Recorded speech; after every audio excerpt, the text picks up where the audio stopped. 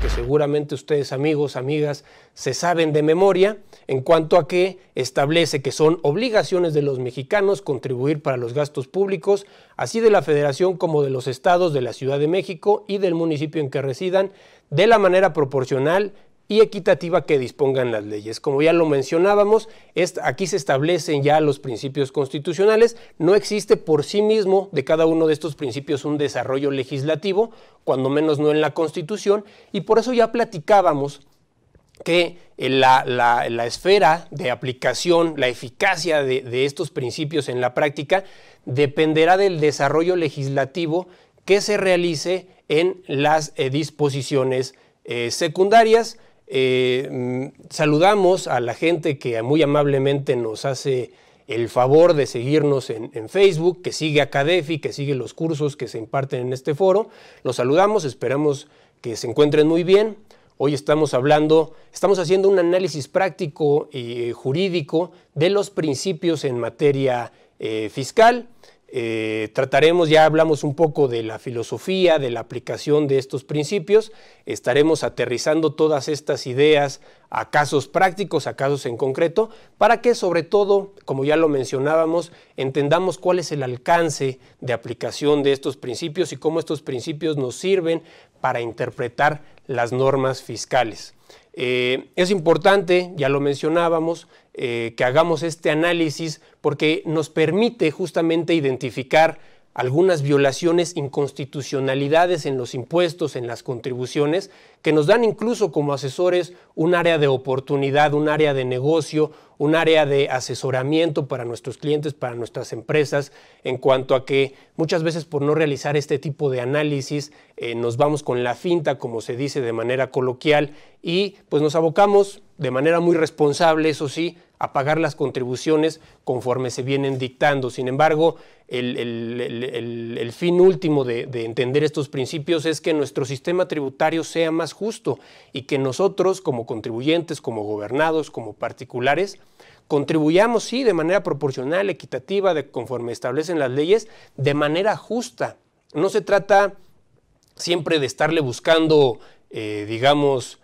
a todo un problema de estar impugnando leyes, actos de autoridad sistemáticamente, sino que un análisis nos permite identificar cuándo un tributo se vuelve desproporcional, inequitativo, ilegal, cuándo es inconstitucional, cuándo se permite que lo recaudado vaya al gasto público, cuándo no es indispensable con los fines extrafiscales, que también ya platicaremos. Entonces, como les comento, este análisis es muy valioso en la práctica. Inclusive, lo comentamos también al inicio de la charla, muchas veces los congresos locales, y lo digo de manera muy respetuosa para quienes forman parte de estos congresos, muchas veces no realizan este análisis y dictan leyes locales que prevén impuestos para alguna entidad federativa que violan, que van más allá, que contravienen estos principios constitucionales en materia fiscal, y eso hace que estas disposiciones que entran en vigor en las entidades federativas correspondientes sean inconstitucionales. Entonces, hay que saber acudir a un juicio de amparo, a plantear la inconstitucionalidad de estas leyes, a entender también los efectos que tienen las sentencias de amparo, y todo parte, como les comentaba, de este análisis que vamos a estar haciendo y que es probable que a lo mejor ustedes también ya lo hayan realizado, ya se hayan enfrentado a que el propio sentido, nuestro propio criterio jurídico, seamos abogados o no, nos indica que una disposición es inconstitucional en cuanto a que me obliga a tributar de manera desproporcionada, por ejemplo. Ya nuestro propio criterio jurídico, digamos que nos enciende una alarma en cuanto a que cuando nos sujetamos a un impuesto o alguna disposición en particular, nos damos cuenta de que algo no está bien. ¿Y cómo vamos a aterrizar ese algo no está bien? Pues a partir del análisis jurídico y práctico de los principios en materia tributaria, que es de lo que vamos a estar hablando el día de hoy. Agradeceremos, como siempre, sus comentarios, sus preguntas. Y pues bueno, nos ponemos a sus órdenes para quienes nos siguen en la plataforma de CADEFI y para quienes también nos hacen el favor de seguirnos a través de las redes sociales. Y bien, Hablando ya del primer principio al que nos vamos a referir, podemos empezar a analizar el principio de proporcionalidad en materia tributaria. Como ya lo comentábamos, lo reconoce el artículo 31, fracción cuarta, y conlleva a que los sujetos pasivos deben contribuir al gasto público en función de su respectiva capacidad contributiva. Este concepto de capacidad contributiva viene a ser la piedra angular, el concepto relevante del principio de proporcionalidad tributaria. Como ya lo comentábamos, parte de la intención primordial que tienen estos principios es regular la actividad del Estado. En la medida que podamos entender a la proporcionalidad como un principio que rige todas las actuaciones del Estado, entonces también entenderemos que los órganos legislativos y administrativos, como el Servicio de Administración Tributaria o los congresos locales y federales, su campo de acción se encuentra acotado. No pueden simplemente dictar disposiciones de manera arbitraria, a su gusto, sino que deberán voltear a interpretar este principio para entonces sí regir su actuación de conformidad con lo que establece, por ejemplo, con lo que representa y significa el principio de proporcionalidad en materia tributaria. Y cómo podemos entender también la capacidad contributiva. Aunque parezca, como les comentaba de inicio, una situación muy teórica, muy conceptual, inclusive hasta filosófica, el hecho de entenderla nos permite analizar de manera más concreta cada uno de los impuestos que pagamos en el día a día, como personas físicas, como también como empresas, en cuanto a que la capacidad económica es la capacidad que tenemos realmente de contribuir a los gastos públicos, que ese impacto en nuestra economía sea de manera proporcional para que no se erosione la capacidad económica de un contribuyente y digamos que el diseño económico que tenemos como sociedad pues pueda tener cierta continuidad. Inclusive ahorita me viene a la mente una sentencia, una ejecutoria que considero relevante, que se refiere justamente a los elementos que intervienen en el principio de proporcionalidad contributiva, de proporcionalidad tributaria. Ya tiene algunos años esta sentencia, que inclusive tiene aspectos muy interesantes. Yo la dejo aquí a disposición de CADEFI para que si a alguien le interesa la pueda consultar, que parte justamente del análisis de por qué la participación de los trabajadores en las utilidades de las empresas no es deducible. Este análisis parte de que en su momento se preveía en el artículo 32 del impuesto de la ley del impuesto sobre la renta, los no deducibles, las erogaciones que se consideraban no deducibles, y hace algunos años, como hasta ahora, según, si no mal recuerdo, es el artículo 28, fracción 26 de la ley del impuesto sobre la renta, la que continúa reconociendo los pagos, las erogaciones por concepto de la participación de los trabajadores en las utilidades de las empresas como no deducible. En aquel momento se encontraba prevista en el artículo 32, si no me recuerdo, fracción 25,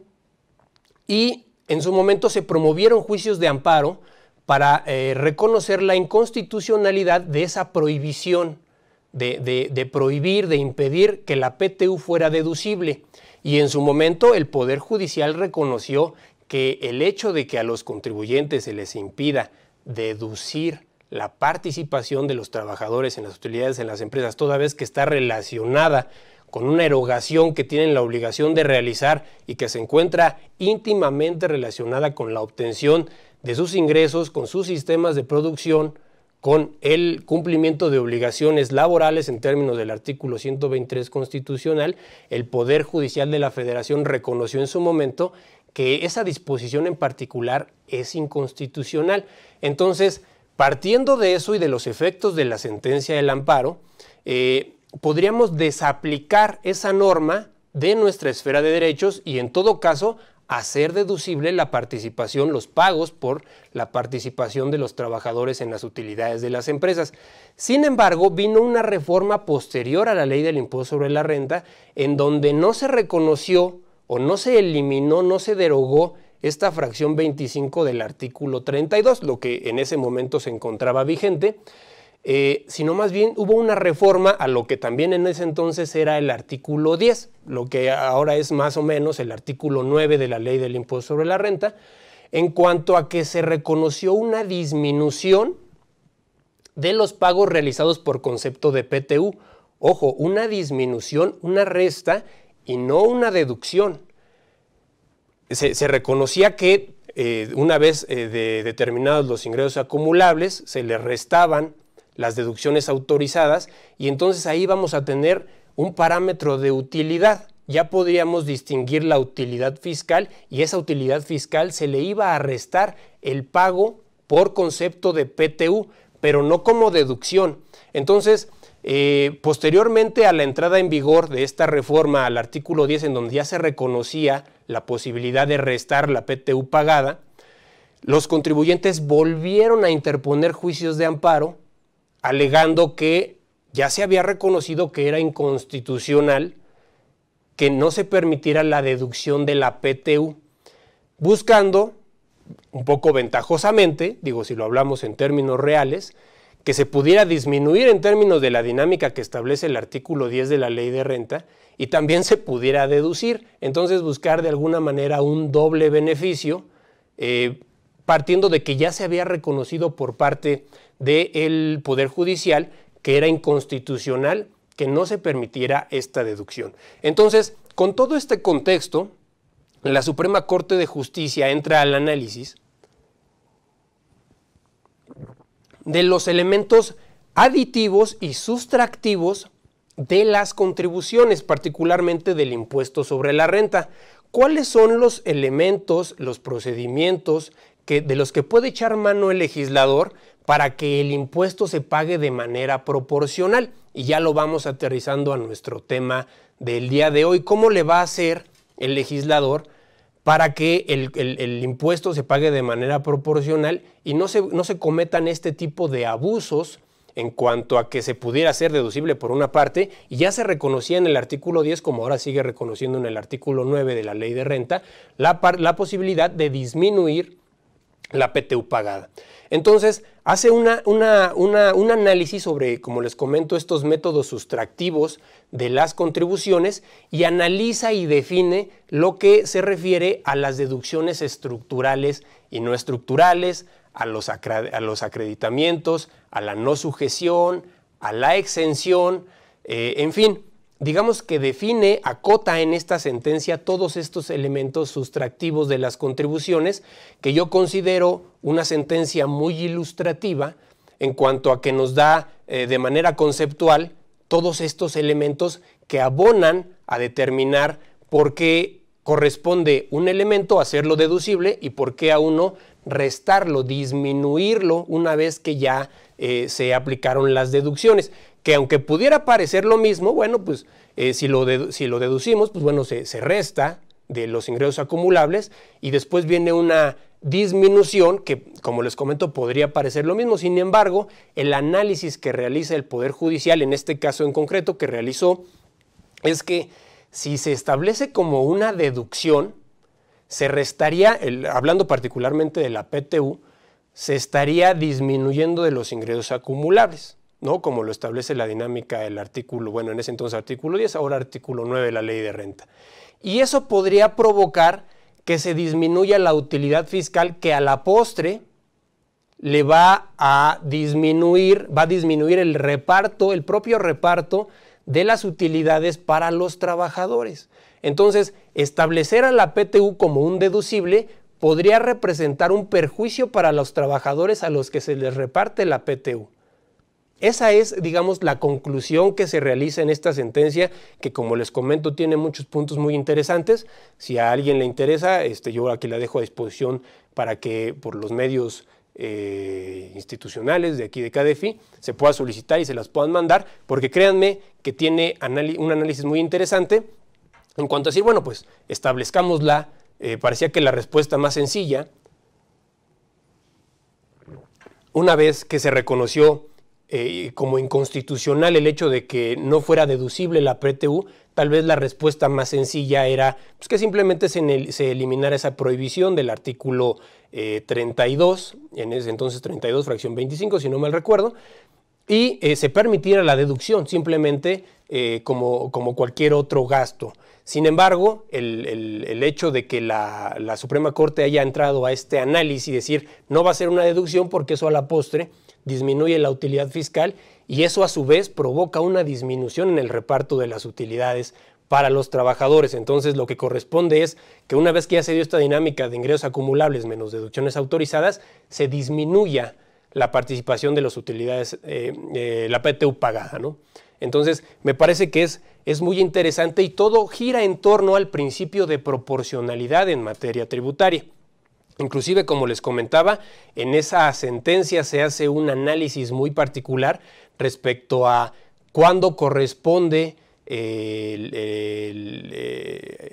establecer un gasto como estrictamente indispensable o como una deducción estructural y cuándo corresponde una deducción no estructural y si las deducciones estructurales se deben regir por el principio de proporcionalidad tributaria y si las no estructurales no se deben de regir por ese principio también, ¿no? Como les comento, es un análisis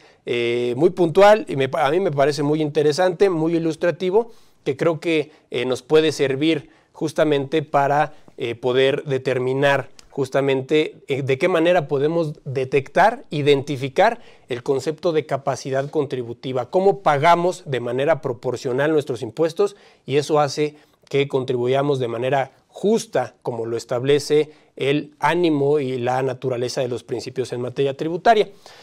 Ahorita que estamos hablando también de este tema, recuerdo que me parece que fue a principios de este año, se dictó una jurisprudencia por la segunda sala de la Suprema Corte de Justicia de la Nación, en donde se analiza el concepto de capacidad contributiva y en ese sentido se hace una distinción entre la capacidad tributiva en los impuestos directos y en los impuestos indirectos. Esto nos deja, como ya lo comentábamos, inclusive una oportunidad de análisis y de negocio, porque como les comentaba también, los congresos locales siguen muchas veces diseñando más bien las contribuciones fuera de estos parámetros de justicia, de estos principios constitucionales en materia tributaria. ¿Y a qué me refiero? Si no mal recuerdo, el estado de Sonora establecía el impuesto sobre nóminas partiendo de una base evolutiva, como lo que sucede con el régimen de sueldos y salarios, que se establece en el artículo, bueno, en el capítulo 1 del título cuarto de la Ley de Renta, una tasa progresiva en lugar de una tasa fija. Y ahí, en esa sentencia de este impuesto sobre nóminas, se hace un análisis sobre la capacidad contributiva de los impuestos directos, a diferencia de lo que sucede con los impuestos indirectos. Yo les pregunto, ¿por qué, por ejemplo, para el IVA no pagamos pagamos una tasa fija y no un incremento proporcional? ¿Por qué no, si compramos, no sé, una televisión, pagamos un 16% de IVA, pero si la televisión vale 100 y si la televisión vale 1000, ¿por qué no pagamos un 30%? ¿Por qué no va creciendo de manera proporcional el impuesto al valor agregado? ¿Cuál es la explicación de cómo medimos la capacidad contributiva en un impuesto directo y cómo lo medimos en un impuesto indirecto? En los impuestos directos es posible establecer estas tasas que van incrementándose de manera proporcional, como les comento, como lo establece el artículo 96 de la Ley del Impuesto sobre la Renta, el artículo 152 de la Ley del Impuesto sobre la Renta, Pero ¿por qué eso no pasa en los impuestos indirectos? O más bien, ¿por qué eso no debería de pasar? Inclusive aquí me gustaría transmitirles una jurisprudencia donde hablamos, ahorita retomaremos estos puntos, digo nada más para no dejar incompleto la idea. Esta es la jurisprudencia a la que yo me refiero. A la fecha me parece que sigue vigente este impuesto, si no me recuerdo es en el estado de Sonora, en donde el impuesto sobre nóminas se calcula con una tarifa progresiva. Cuando se trata el impuesto sobre nóminas, recordemos, es un impuesto indirecto. Finalmente, la base corresponde a los gastos, a los pagos, perdón, que se hace dependiendo del número de trabajadores que en su momento una entidad podría tener. La base del impuesto es los pagos que se hace derivado de una prestación de servicios subordinada, ¿no? De una relación laboral. Entonces, el hecho de que en estas entidades federativas y en las entidades federativas que aún ocurra se establezca una tarifa progresiva para calcular el impuesto sobre nóminas, contraviene el principio de el principio de proporcionalidad en cuanto a que no existe una correspondencia entre el pago del tributo y la capacidad contributiva del sujeto pasivo de esta obligación. En este caso, podemos aterrizar que no es lo mismo la capacidad contributiva para los impuestos directos que para los impuestos indirectos. Y en este caso, ¿qué podemos hacer? ¿Qué pasa si en nuestra entidad se encuentra establecido el impuesto sobre nóminas con una tarifa progresiva? ¿Qué pasa si en la entidad en donde está contribuyendo alguno de nuestros clientes, así se paga el impuesto sobre nóminas y nosotros, que a lo mejor no habíamos hecho este análisis del principio de proporcionalidad en materia tributaria, no habíamos hecho esta distinción en cuanto a la capacidad contributiva en un impuesto directo, a diferencia de un impuesto indirecto, como sucede también en el impuesto al valor agregado? No habíamos hecho este análisis y por tanto no nos habíamos percatado de esta violación al principio de proporcionalidad. En ese sentido, podemos acudir al juicio de amparo en la vía indirecta para dejar sin efectos, para que se declare la inconstitucionalidad de esta tarifa progresiva y de esa manera que nosotros podamos contribuir de manera proporcional, es decir, de que nos apliquen la tarifa mínima que prevea la ley en función de que esa tarifa es la base justa que atiende la capacidad contributiva del que paga el impuesto para contribuir en este impuesto sobre nóminas. Y si nosotros ya hicimos pagos en ejercicios anteriores, esos pagos también son pagos indebidos, son pagos que obedecen a un precepto que vamos a buscar que se declare inconstitucional, como se hizo en este juicio de amparo que les estoy proyectando aquí en su pantalla. Entonces, lo relevante de este tipo de sentencias es que se hace una clara distinción entre la capacidad contributiva de los impuestos directos y la capacidad contributiva en los impuestos indirectos. En este caso, ¿qué podríamos hacer? ¿Qué podemos hacer si ya detectamos que estamos pagando un impuesto indirecto? Vamos a pensar en el impuesto sobre nóminas, en una entidad en donde la ley correspondiente se establece una tarifa progresiva. ¿Qué podemos hacer? ¿Podemos interponer un juicio de amparo indirecto? Sí. Para la interposición del juicio de amparo indirecto tendríamos dos vías: 30 días a partir de la entrada en vigor del impuesto o a partir de un primer acto de aplicación. Aquí lo que yo sugiero es que nosotros generemos a partir de una instancia administrativa un primer acto de aplicación de esta norma inconstitucional. Y un ejemplo podría ser que solicitemos la devolución de los pagos que hemos realizado en atención a estos preceptos, en donde se nos aplicó una tarifa progresiva mayor a la tarifa mínima. Si estuvimos pagando la tarifa mínima, pues bueno, en ese caso no procedería el juicio de amparo, bueno, sí procedería, pero no podríamos demostrar la afectación. Pero en caso de que se nos haya venido aplicando esta tarifa progresiva en el impuesto sobre nóminas, podríamos solicitar la devolución de esos saldos pagados en exceso. Lo más probable es que las autoridades fiscales nos contesten que no procede la devolución en atención a que la dinámica del impuesto establecida en la ley obedece a esta tarifa progresiva.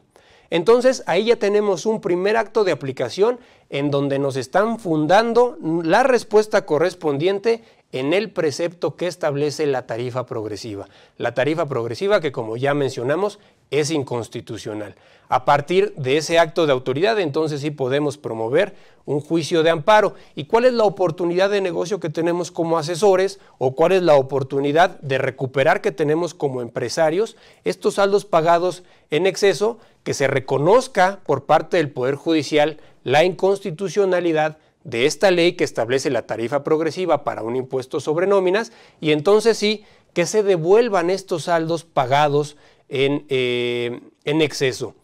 Ojo, aquí hay que tener en cuenta que cuando promovemos el juicio de amparo en este sentido, no es para el efecto de que se declare la inconstitucionalidad de todo lo impuesto. No significa que vamos a dejar de pagar el impuesto sobre nóminas. Lo que significa es que lo vamos a pagar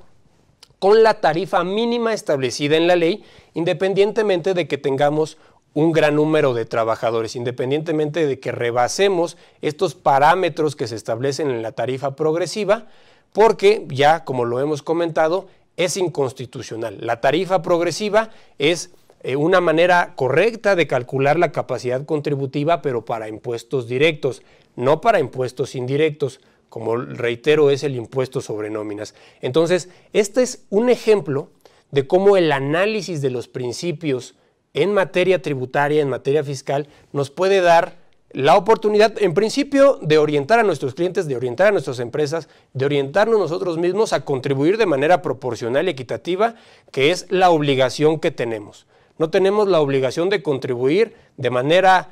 como las autoridades lo consideren, como los congresos locales lo establezcan, de manera proporcional y equitativa. Ese es el alcance de nuestra obligación constitucional, como ya lo comentábamos, ese es el sentido de justicia que tienen estos preceptos. La intención es que este artículo 31, fracción cuarta de la Constitución pueda regir nuestro sistema tributario, sirva como sustento al sistema tributario para lograr una contribución más justa. Esa es la finalidad última. Como les comento, no se trata de hacer un análisis que nos permita dejar de pagar contribuciones que sí tenemos la obligación de pagar. Paguemos el impuesto sobre nóminas, pero el impuesto sobre nóminas de manera proporcional. Si se estableció esta tarifa progresiva, ya establecimos que las tarifas progresivas no son un indicador correcto para calcular la capacidad contributiva en los impuestos indirectos. Entonces, por eso es importante este análisis. Si ustedes, como les comento, se encuentran en una entidad federativa, ustedes o sus clientes, en una entidad federativa en donde se calcula el impuesto sobre nóminas con una tarifa progresiva, tienen ahí una oportunidad de recuperar saldos a favor y pues de continuar realizando el pago de manera proporcional. Como ya les comento, el efecto del juicio de amparo, el sentido incluso de los argumentos, de los conceptos de violación que haremos valer en el juicio de amparo, no son para el efecto de que no se pague el impuesto. No, es para que se pague de manera proporcional de acuerdo a la tarifa mínima establecida en la disposición que corresponda. Incluso recuerdo también, hablando particularmente del impuesto sobre nóminas, a inicios de este año se estableció un impuesto, si no mal recuerdo, en Quintana Roo, cuya base era el pago, eran las cantidades que se pagaban de impuestos sobre nómina en esa entidad, en Quintana Roo. En ese momento también se acudió al juicio de amparo para declarar la inconstitucionalidad de este nuevo impuesto, toda vez que el pago de un impuesto no puede ser la base para calcular el pago de un impuesto diverso, de un impuesto adicional, sería un impuesto sobre impuesto. Y cuando nosotros acudimos al juicio de amparo, nos dimos cuenta de que algunas de las empresas que tributan en esta entidad federativa no querían acudir a los medios de defensa, no querían acudir al juicio de amparo, tenían sus reservas, muy respetables, por cierto. Toda vez que para realizar trámites, para solicitar permisos en esa entidad, pues se requería